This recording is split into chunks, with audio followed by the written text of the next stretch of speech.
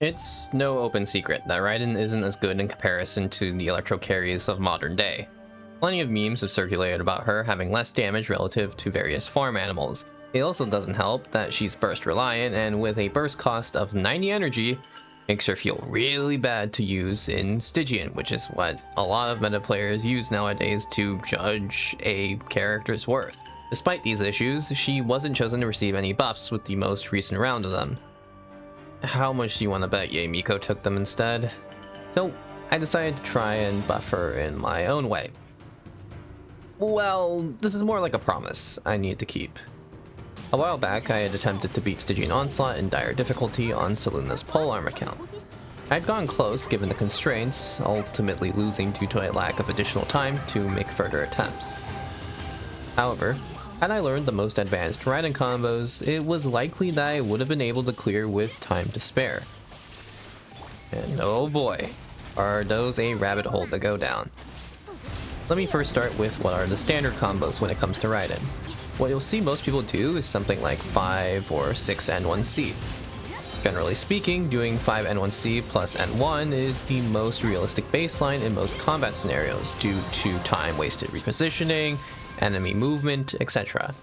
There exists a combo string for Raiden that nearly does 30% more damage than this specific combo, and that's through dragon striking. Dragon striking on Raiden poses a particular challenge. If it was simply doing N1P, that would be one thing. However, the ideal string you want to use is N1CP. This makes it tricky because Raiden's charge attack is notorious for being cancelable. Dashing too early makes it so that the second hit of the charge attack doesn't go through properly. Unfortunately, you're only able to get hit lag from the charge attack if the second hit lands, so improper timing not only results in a failed dragon strike, it can also result in a reduction of damage. Even though the hit lag window itself is around 4 frames, you need to dash jump early in that window to have enough momentum carried forward, making the trick potentially have more like a 2 to 3 frame window, potentially even less depending on the enemy you're fighting. A second charge attack also has pretty variable timing, meaning that muscle memory can actively work against you in properly executing this technique. Genshin's inconsistent frame data just makes things like this an absolute pain to properly do. The best Dragon Strike combo is this one, 4 and 1 CP. However, while I've been able to do it in practice, although in a very limited fashion, it's generally something I'm not going to be able to pull off against most enemy types. So I focused more on the second best combo, 3 N1CP and 1P. It's better than 6 N1C by 20%, which is quite significant all things considered, especially since most Raiden players only hit 5 N1C and 1 in practice. These more advanced combos can produce more than C1 levels of damage, with the best plunge combo capable of dealing similar damage to C2 levels. Though this presumes that the player with C2 does a worse combo, so keep that in mind. Practicing this has been something I've honestly been really scared of, particularly because I had failed so many times before even doing one Dragon Strike when originally trying. Still, it's a Dragon Strike combo. Trying to get these things to work has been something I've been enthusiastic for a long time, so I wasn't about to quit now. I thought up a few teams that could potentially take on this current Abyss cycle, aiming to do the second half due to Raiden's poor capacity to handle the first sight enemies. Needless to say, the damage I saw while streaming wasn't great.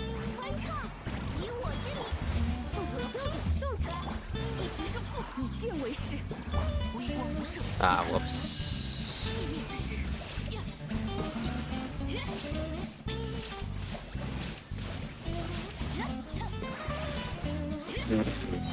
That damage is so bad. That damage is so bad. Oh god. It's so bad. Okay, to be fair, this is kind of expected given the fact that yeah. Yikes. It's bad. It's so bad. Against Magu and Magu and Wild Hunt on first chamber half. Yeah, I'm gonna get through a lot there, guys. I practiced more off stream and eventually got to a point where I could hit 2 Dragon Strikes on the Millie Astro Wonderland dummy in a row fairly consistently.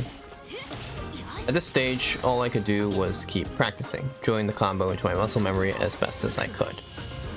Honestly, I'd say this is just as hard as Dragon Striking with Traveler. The timing was just that tough to get a handle on. Slowly, I managed to get more and more successful attempts where I hit the combo I was going to use. The damage Raiden was dealing was also kinda decent overall, considering she's 0-0, spurring me forward to keep making attempts. Getting to this stage meant that it was time to consider builds. Given the artifacts I had on Emblem, Raiden's best option for a weapon was this one, from an event oh so long ago. It's also good because it gives movement speed, so it does aid in Dragon Striking a little bit. I had Durin on a gift set taken from Nicole, plus his signature weapon. Fischl is on a 4-piece Golden Troop set, plus Skyward Harp. My Rising Wind pieces aren't better than 4-piece Golden Troop, because their quality is just lower. Finally, Chevrus is on 4-piece SODP and Fork. My rotation is a bit awkward. I do Raiden E, Durin EQE, Fischl EQ, and Chevrus Q3E. Into Raiden, where I wait until her skill is up, then EQ, and then do the Dragon Strike combo. Thing is that I understand someone's gonna point out a clear flaw with this rotation. I should be using Chevrus before Fischl so I can snapshot the attack buffs and also snapshot a potential stack from Chevrus to C6. I understand that. I just basically focused all the buffs onto Raiden instead. I know it's not optimal, I understand, but I'm trying to focus on Raiden here and not Fischl, so there you go. Anyways, builds and rotations were cleared to go more or less, and I really wasn't improving much more by hitting a static dummy.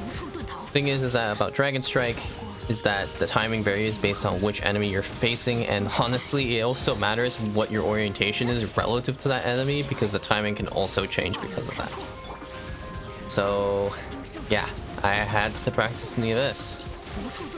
Over time, I think there's quite a few runs that I could have posted, but they weren't as good to me, or the quality wasn't there, and well, this is the run I eventually managed to produce.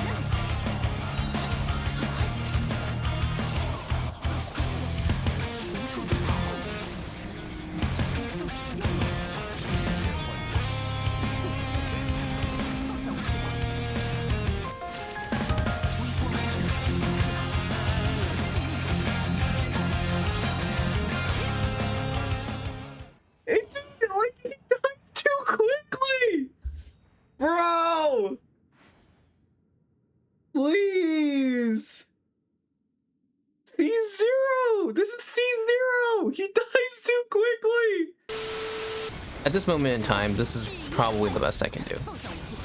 If Raiden reruns in the future, I'll consider dropping enough wishes to get C2, because with this playstyle and C2, should be doing a decent amount of damage. This playstyle is really challenging and fun, and it's something right up my alley. Perhaps I'll get good enough to attempt some crazy stuff in Stygian, but until then, thank you for watching, and I'll see you next time. Dude, wait, no, those that DPS was with 100. I can get 113k without a flower. Dude, this blooper section is so bad. It's so bad. I just like, oh yeah, it's too much damage. I didn't even have a flower. I was wondering, I was like, man, why is their HP so low? I was like, why is it only 14k HP? Oh, now you know why. It's because I was flowerless. Dude, I'm sending this guy to fucking Narnia. Please, just come down, bro. He died the fall damage.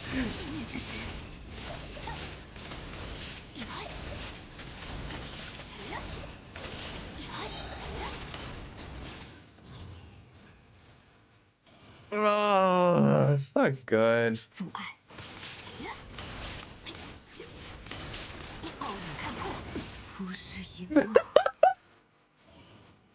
Yes.